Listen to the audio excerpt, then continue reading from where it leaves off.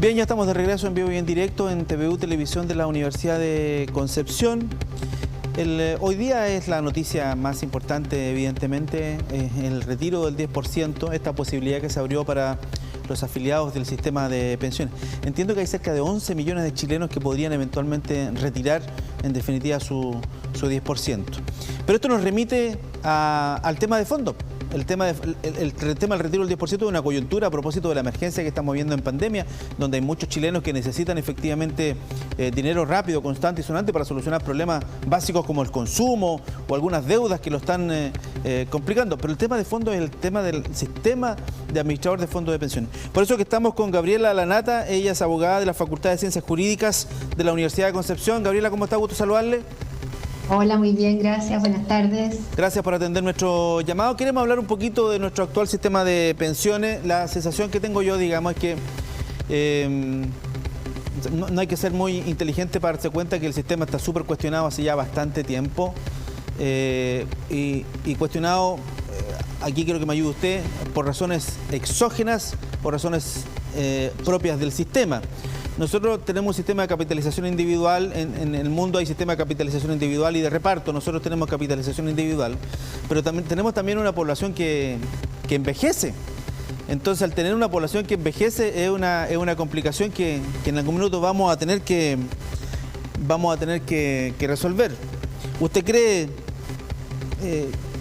este retiro del 10%, Gabriela, qué tanto efectivamente va a perjudicar en las pensiones futuras?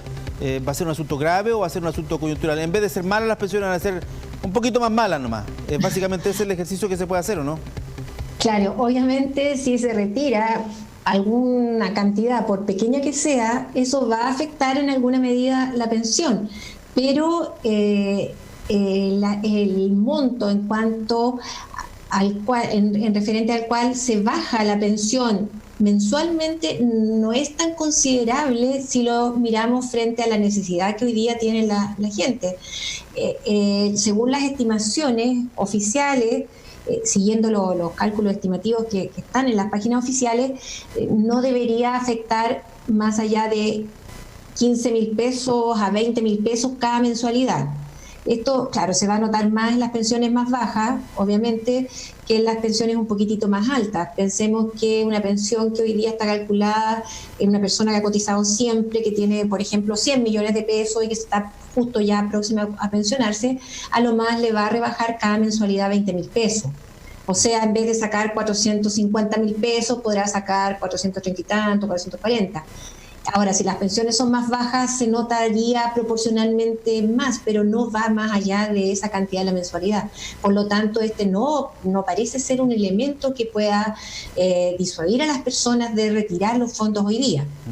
Porque se ve muy lejano y se ve que, claro, como dice, las pensiones muy bajitas van a ser un poquitito más bajitas, nada más. Sí, ahora, esto sin considerar la eventualidad, digamos, porque es una posibilidad que se ha discutido también, de que al momento de jubilar, digamos, haya en definitiva un suplemento por parte del Estado, porque es una cuestión que también se ha conversado, digamos, que ya, que la gente saque el 10% y el Estado va a tener que ponerse a un tiempo más, digamos, para suplementar en alguna medida ese déficit que se va a generar, pero aparentemente no es tanto tampoco.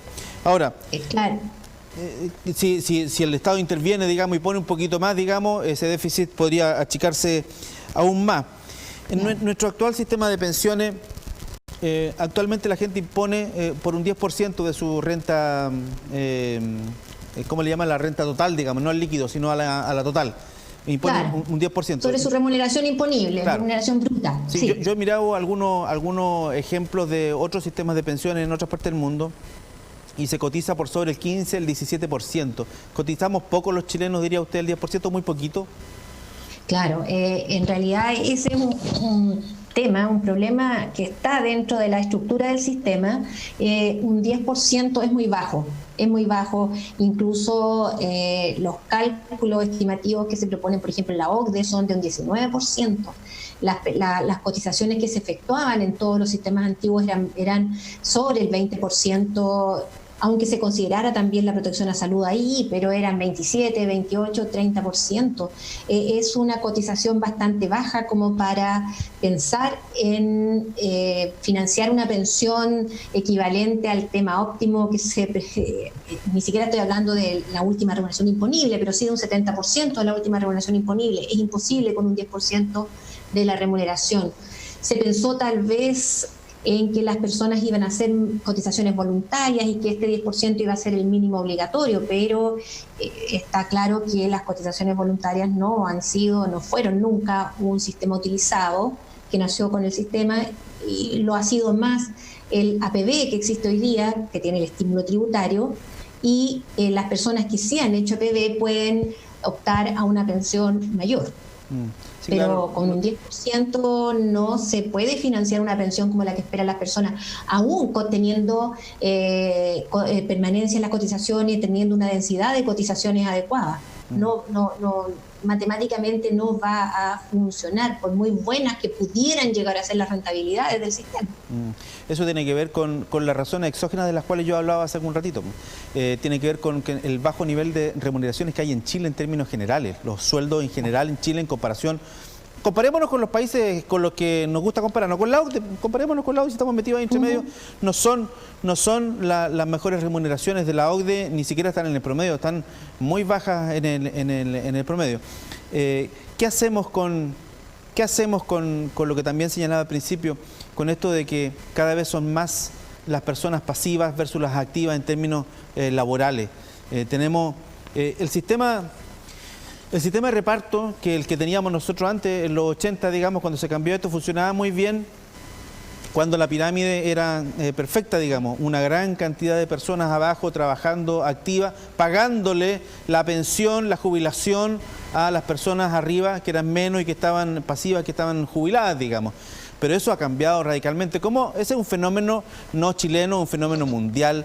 ¿Y cómo adaptamos nuestro sistema de pensiones para ser coherentes con eso que está sucediendo?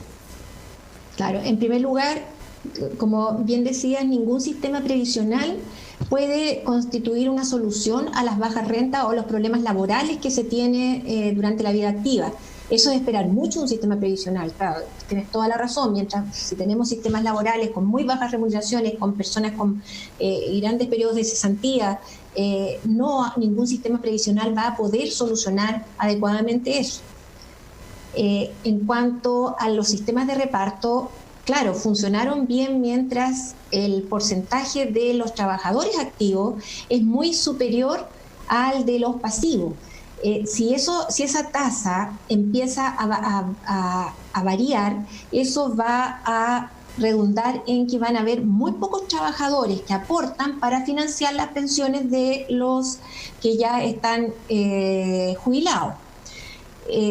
Se calcula, y Chile, si bien este es un fenómeno mundial, Chile está como en los primeros lugares afectados por este fenómeno. No sé si afectado o no, porque también obedece a las disminuciones en las tasas de mortalidad y una serie de otras condiciones que han mejorado en Chile. Pero pensemos que el año 90 había cerca de 10 personas activas por cada persona mayor de 65 años. Y se calcula que el año 25 estas ni siquiera van a llegar a 5. El año 50 tengo entendido que se calcula que no van a llegar ni siquiera a 3, 2 personas activas por cada persona mayor de 65. No hay un sistema de reparto en esas condiciones, por sí solo no puede funcionar. Significaría eso exigirles un aporte muy considerable si queremos tener una pensión garantizada de un porcentaje de reembolso de un 70%.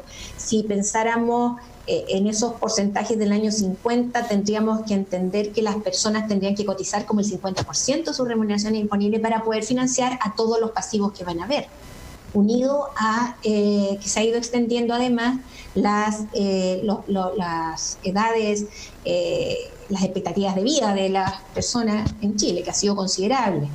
Entonces, un sistema de reparto en esas condiciones, así por sí solo, como se plantea o como existió en su minuto, no es por lo menos me parece, no es la solución, ni va a constituir nunca una solución a los problemas que presentan hoy día las bajas pensiones. Ya, por lo tanto, sin querer decir ello que no haya que introducir algunas modificaciones. Por lo tanto, llegamos al asunto.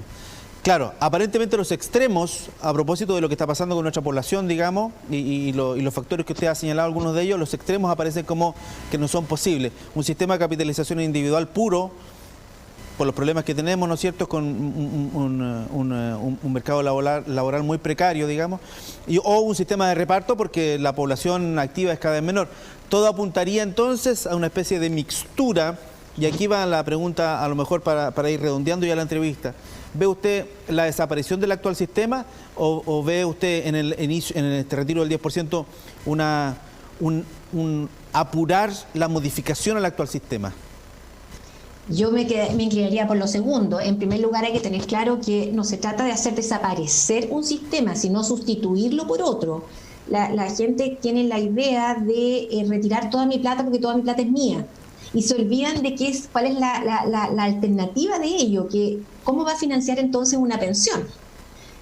Yo creo que no es que haya que cambiar todo el sistema, sí se podrían cambiar las administradoras, etcétera, una serie de elementos puntuales, pero creo que hay que introducirle modificaciones esenciales y que apuntan a considerar elementos de solidaridad dentro del mismo sistema, pero no entendiendo esta solidaridad de la que se habla hoy día, del pilar solidario en que el Estado da platitas por acá, platas por allá, sí, aumenta las pensiones mínimas, etcétera. No ese tipo de solidaridad, sino que la solidaridad dentro del sistema entre los afiliados, que se traduzca ya sea en pensiones mínimas y máximas, que es lo que va haciendo más equitativo el sistema, y aplicando una especie de reparto a una parte de los aportes, ya sea que estos aportes provengan del propio trabajador, del empleador o incluso del Estado.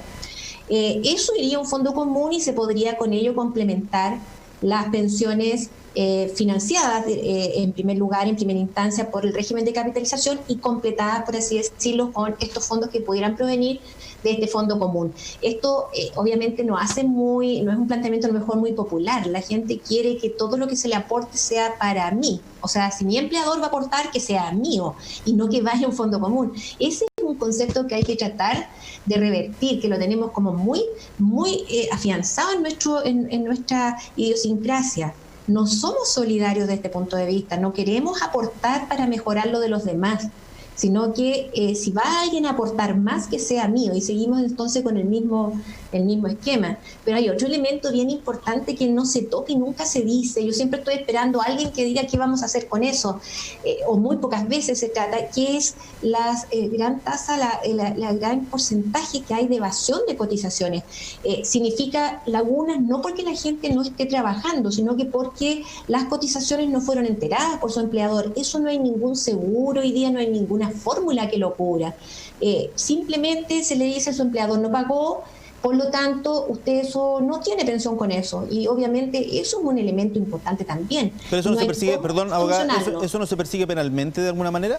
Sí, se persigue penalmente y se persigue también con sistemas estrictos de cobro, ejecutivos, rápidos, etcétera, pero cuando el empleador no tiene las plata o los bienes no están a su nombre, porque aquí las empresas pueden funcionar sin tener nada. Entonces, si los bienes no están en la empresa, ¿de dónde le saco yo plata a ese empleador?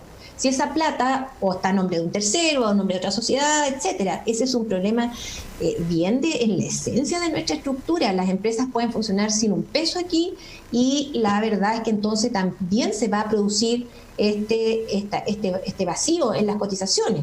Claro, se inician los cobros, pero si no hay bienes en que ejecutar o bienes en que embargar, no se va a enterar las cotizaciones.